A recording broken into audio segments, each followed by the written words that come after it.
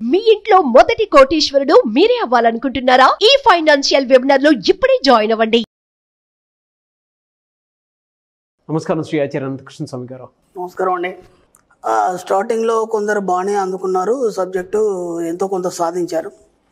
తర్వాత మళ్ళీ వాళ్ళ పరిస్థితుల కారణంగాను లేకపోతే వీలు కాకపోవడం వల్లను వెనక్కి వెళ్ళిపోతున్నారు. ఓకే. మూడోది ఏంటంటే ఫైనల్ గ్లాండ్ అంటే ఏంది, సుప్త చేతనాత్మక మనస్సు అంటే ఏంది, అసలు ఈ కన్ఫ్యూజన్ ఏంటి. ఓకే. నాలుగోది ఏంటంటే మెడిటేషను, యోగము, ఓకే, ధ్యానము, అలాగే సృష్టి, ఇవన్నీ ఒకటేనా కాదా? ఇలాంటి చిన్న చిన్న పదాలు ఏవైతే ఉన్నాయో వాళ్ళని పదే పదే ఇబ్బంది పడుతున్నాయి. అంటే మేధావులు అనుకునే వాళ్ళకి కానీ, లేదంటే మామూలుగా ఒక విషయం మీద పదే పదే చర్చించి దాన్ని తెలుసుకోవాలనుకునే వాళ్ళకు కూడా ఇవన్నీ కూడా కన్ఫ్యూజ్ అవుతున్నాయి. ఎందుకంటే ఒక సబ్జెక్ట్లో లోతుగా పోయినప్పుడు ఏమవుతుందంటే ఇది కాదు అది అనిపిస్తుంది, అది కాదు ఇది అనిపిస్తుంది, అది తర్వాత ఇంకోటి అనిపిస్తుంది. అందుకే మనకు ఏంటంటే మన సబ్జెక్ట్లో మనం ఎవరిని ఏమి అడగం. మన సబ్జెక్ట్లో ఎవరిని ఏమి అడగం. ఇప్పుడు ఒక ఆధ్యాత్మికమైనటువంటి ఒక ప్రోగ్రామ్ కానీ లేకపోతే ఒక సబ్జెక్ట్ ఉంది, లేదంటే థియాలజీ సంబంధించినటువంటి ఇంకేదో ఉంది, దానికి మనం ఎవరిని అడిగితే వాళ్ళు మనకు క్లారిటీ ఇస్తారు. ఓకేనా? ఎందుకంటే మనం చిన్నప్పటి నుంచి పూర్వీకుల నుంచి ఎన్నో వినున్నాం కాబట్టి ఎవరైనా క్లారిటీ ఇస్తారు. ఈ సబ్జెక్ట్ని ఎవరు వినలేదు. ఎందుకంటే దీన్ని ఏమన్నారంటే రహస్యం అన్నారు, గుప్త విద్య అన్నారు దీన్ని. కాబట్టి దీన్ని ఇప్పటివరకు గుప్తంగానే ఉంచారు. కొన్ని అవసరాల నిమిత్తం ఆ విషయం ఎప్పుడేం చేయాలనుకుంటుందో దాని ద్వారా ఈ సబ్జెక్ట్ని బయటికి తీసుకురావడం జరిగింది తప్ప మనము దానికి కారణం కాదు. కాకపోతే తెలుగులో మనం తీసుకొచ్చాము, వరల్డ్ వైడ్ అది అలాగే ఉంది. అలా తీసుకున్నప్పుడు ఈ పదాలని మనం కొన్ని అసలు దేనికి ఉపయోగించాలి, అసలు అంటే ఏంది అనేది కొన్ని వివరణలు ఇస్తాను నేను మీకు.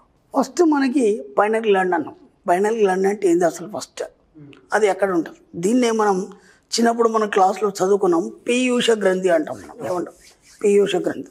ఈ ఫైనల్ గ్లాండ్ అనేది మనకి సరిగ్గా కనుబొమ్మల మధ్య, ఇక్కడ మనం కుంకుమ పెడతాం కదా, అక్కడ ఉంటుంది అది. ఓకే. మెదడుకి సెంటర్ భాగంలో చిన్న పళ్ళు గింజ అంతా ఉంటుంది అది. ఓకే. విచిత్రం ఏమవుతుందంటే దీన్నే మనం మూడో కన్ను అంటాం. శివుడికి మూడో కన్ను ఉంటుంది కదా, దీన్నే మనం మూడో కన్ను అంటాం. అలాగే దీన్నే మనం ఆత్మ అని అంటాం, సౌల్, ఆత్మ అంటాం. ఎందుకంటామంటే ఇది ప్రతి జన్మకు తిరుగుతుంది. మనిషికి ఉన్నటువంటి 7 జన్మలకి ఒక జన్మ నుంచి ఒకదానికి ఇంకో జన్మ ఇంకోటి తిరుగుతూ ఉంటుంది. ఓకే. ఇది ఓపెన్ అయిందంటే ఏమవుతుంది, ఓపెన్ ఎలా అవుతుంది, ఫస్ట్ ఇవి 2 విషయాలు తెలుసుకుందాం మనం. ఎందుకంటే చాలామంది చాలా రకాలు దీని మీద చాలా పరిశోధనలు చేశారు, ఎంతోమంది ఎన్నో క్లారిటీలు ఇచ్చారు. అవన్నీ పక్కన పెడితే సింపుల్గా చాలా ఈజీ మెథడ్లో అసలు ఇది ఓపెన్ అయితే ఏమవుతుంది, ఎలా ఓపెన్ అవుతుంది, దాని జాగ్రత్తలు ఎలా తీసుకోవాలి. ఎందుకంటే నేను ఇంతకుముందు కూడా ఎన్నోసార్లు చెప్పాను, మన మెడిటేషన్ ఏదైతుందో 20 నిమిషాలు మాత్రమే ఉంటుంది, అంతకంటే ఎక్కువ ఉండదు. అంతకంటే ఎక్కువ చేసినప్పుడు ఏమవుతుందంటే ఎన్నో మిరకిల్ జరుగుతాయి, భయపడతారు మీరు. కాబట్టి ఆ 20 నిమిషాలు కూడా మనం కేవలం డబ్బు సంపద మీదే దృష్టి పెట్టి చేస్తున్నాం, ఇంకా వేరే దేని మీద కూడా ఆలోచన లేదు. వస్తే డబ్బు సంపద వస్తుంది, లేదంటే దానికి సంబంధించి అవకాశాలు వస్తాయి. అంత తప్ప ఇంకా ఇక్కడ మనకి ఏం భయపడాల్సిన అవసరం లేదు, కొత్తగా ఏం జరిగేదేం లేదు. ఇక్కడ మీకు మొట్టమొదట ఫైనల్ గ్లాండ్ ఓపెన్ కావాలంటే మీతో మీరు మాట్లాడుకోవాలి. ఫస్ట్ మౌనాన్ని వహించాలి. రోజు ఒక 15 నిమిషాలు ఒకటే ప్లేస్లో ఒకటే సమయంలో ఒక 15 నిమిషాలు కూర్చోవడం వల్ల నిరంతరం, అంటే రోజు ఒక సమయం లేదా ఒక స్థలం, ఈ 2 కేటాయించుకొని మీరు ఎవరితో మాట్లాడకుండా ఒక 15 నిమిషాలు మౌనంగా కనుక ఉంటే ఒక 30 నుంచి 40 రోజులు, అంటే దాదాపు ఒక 15-20 రోజుల లోపలనే మీకు అనుకోకున్నటువంటి ఒక రకమైన వైబ్రేషన్స్ వస్తుంటాయి బాడీలో. ఆ తర్వాత ఇక్కడ కదలికలు వస్తాయి. మీకు ఇక్కడ కదలికలు వస్తాయి. అంటే ఏదో చిన్న ఒక చీమ పారినట్టు కానీ ఏదో దురద అయినట్టు కానీ ఇలా కదలికలు వస్తాయి. దానికి కారణం ఏం లేదు, అది సృష్టి సహజ స్థితి. నువ్వు ఎప్పుడైతే మౌనం వహిస్తావో అప్పుడు నీళ్ళ యొక్క కుండలి జాగృతం ఈ యొక్క ఆజ్ఞాచక్రంలో, దీన్ని ఆజ్ఞాచక్రం అంటారు, అక్కడ కదలికలు రావడం అనేది సహజం. అది దానికి ఎవరి ప్రమేయం లేదు. ఎవరో గురువు కానీ ఎవరో దేవుడు కానీ ఎవరైతే చేస్తే మీకు అలా అవుతుందనేది కాదు. ఆటోమేటిక్గా మీ బాడీలోనే మార్పు అనేది వస్తుంది ఆటోమేటిక్గా. దానికి ఉన్న సహజ గుణం అది. కాబట్టి మీరు మళ్ళీ అక్కడ వెళ్ళి ఇక్కడ వెళ్ళి వాళ్ళని అడిగి వీళ్ళని అడిగి కన్ఫ్యూజ్ కావద్దు. ఓకే. ఇప్పుడు ఏం జరుగుతుందంటే అది కదలికలు వచ్చి అది అక్కడ తెరుచుకున్నట్టు మూచుకున్నట్టు ఒక ఫీలింగ్ కలుగుతుంది మీకు, ఏదో దురద అవుతున్నట్టు. అది మీకేం కనిపించదు, ఫీలింగ్ అలా అవుతుంది. అలా ఫీలింగ్ అయినప్పుడు ఏం జరుగుతుంది, అలా ఫీలింగ్ అయినప్పుడు ఏం జరుగుతుంది అంటే దాన్ని ఏమంటారంటే థర్డ్ ఐ ఓపెన్ అయింది అని అంటాం. ఫస్ట్ మీకు ఏమొస్తుందంటే 6th సెన్స్ పవర్ వస్తుంది.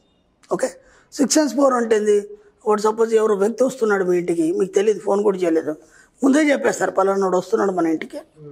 ఒక సినిమాకి వెళ్తున్నారు, అక్కడ టికెట్లు దొరుకుతా లేదో ముందే చెప్పేస్తారు మీరు. అక్కడ ఏ సీట్లో మీకు సీట్ దొరుకుతుంది అనేది కూడా ముందే చెప్తారు. కార్నర్ సీటా, మధ్య సీటా, వాడు డిసైడ్ చేయడం కాదు, మీరు డిసైడ్ చేసింది అక్కడ జరుగుతుంది. అలా చిన్న చిన్న విషయాలన్నీ మీకు ముందు తెలియడం అనేది జరుగుతుంది. ఓకే, రెండేం జరుగుతుందంటే ఇప్పటి వరకు మీరు చూసినటువంటి ఈ సమాజం కానీ బయట విషయాలు కానీ సమాజపరమైన విషయాలు ఏవైనా సరే మీకు వాటిలో పాల్గొనాలనే ఆలోచన రాదు. అందరితో పాటు మీరు అన్నింటిలో పాల్గొనాలనే ఆలోచన రాకుండా మీరు ఒంటరిగా ఉండాలనే భావన అనేది కలుగుతుంది. ఓకేనా? ఎందుకు కలుగుతుంది? అదంతే, దాని సహజ స్థితి అలాంటి. మిమ్మల్ని అందరి ఆలోచనల కంటే మిమ్మల్ని భిన్నంగా తయారు చేస్తుంది. ఇప్పుడేమవుతుంది అంటే మీరు మెల్లిగా మెల్లిగా మెల్లిగా కేవలం సబ్కాన్షియస్ మైండ్ ద్వారానే మీ ఆలోచనలు సాగుతుంటాయి. అంటే మీ థర్డ్ ఐ ద్వారానే మీరు అన్ని చూడగలుగుతారు. దీంట్లో చాలా డెప్త్గా సాధించిన వాళ్ళు కొన్ని ఎగ్జాంపుల్స్ ఏంటంటే, సపోజ్ ఈ రూమ్లో కూర్చొని పక్క రూమ్లో ఎవరు ఉన్నారు, మధ్యలో గోడ ఉన్నా సరే అక్కడ ఏమేమి జరుగుతుంది అన్నీ చెప్పాలి. ఆ స్థాయి కూడా వెళ్ళిన వాళ్ళు కూడా చాలామంది ఉన్నారు. కాబట్టి దాన్ని మీరు దేనికి ఉపయోగిస్తారంటే, ఒకవేళ సబ్కాన్షియస్ మైండ్ మీకు ఓపెన్ అయింది, లేదంటే మీకు ఎక్కడో ఇక్కడ దురద వస్తుంది, లేదంటే మీకు కొద్దిగా ఏదో అనిపిస్తుంది ఫీలింగ్, ఆ టైంలో మ్యాక్సిమం దాన్ని డబ్బు సంపద ఐశ్వర్యానికి కేటాయించి. అర్థమవుతుందా? అది ఓపెన్ అయితే ఏమవుతుంది, అది ఎలా ఓపెన్ అవుతుంది, ఓపెన్ అయిన తర్వాత మీ పరిస్థితి ఏంటి, ఈ మూడింటిలో మీరు డబ్బు సంపద ఐశ్వర్యం అనే ఈ పదాల్ని చేర్చి వాటి వైపు ఆలోచించడం వల్ల ఏమవుతుందంటే మీకు చాలా ఈజీగా డబ్బు సంపద రావడం అనేది మొదలవుతుంది. ఇది ఎంత ఎక్సలెంట్ టెక్నిక్ అంటే ఇక ఇంతకు మించి టెక్నిక్ ఏం లేదు. మనం దీనికోసం గంటలు గంటలు ధ్యానం చేయాలి, అవన్నీ ఏమీ లేవు. కాబట్టి ఈ పైనల్ గ్లాండ్ ఏదైతుందో దీన్నే ఆత్మ అంటాం, దీన్నే థర్డ్ ఐ అంటాం, దీన్నే సబ్కాన్షియస్ మైండ్ అంటాం, దీన్నే పైనల్ గ్లాండ్ అంటాం. ఇన్ని పేర్లన్నీ కూడా దానికే ఉన్నాయి. దీంట్లో మీకు ఎలాంటి కన్ఫ్యూజ్ లేదు. అది మాత్రమే దాని ద్వారానే మన ఆలోచనలు సరఫరా చేస్తూ విశ్వానికి పంపడం జరుగుతుంది. దానివల్ల మనకు కావాల్సినవన్నీ పొందడం జరుగుతుంది. దాని ద్వారా మీరు సప్లై చేసి మీరు ఎప్పుడైతే మౌనంగా ఉండి ఎప్పుడైతే పదే పదే దేని గురించి ఆలోచిస్తారో అవి మాత్రమే విశ్వం స్వీకరించడం అనేది జరుగుతుంది. కాబట్టి మన సబ్జెక్ట్లో కంప్లీట్గా మనం ఏం చేస్తామంటే అందరికంటే భిన్నంగా మనం సబ్కాన్షియస్ ద్వారా ఆలోచించి మన యొక్క కోరికలన్నీ నెరవేర్చుకోవడం జరుగుతుంది. కాబట్టి దీంట్లో మీకు ఉన్నటువంటి కన్ఫ్యూజన్స్ ఏవైతున్నాయో అవన్నీ క్లియర్ చేయడం జరిగింది. ఇంకా మళ్ళీ ఎవరిని ఏం అడగాల్సిన అవసరం లేదు.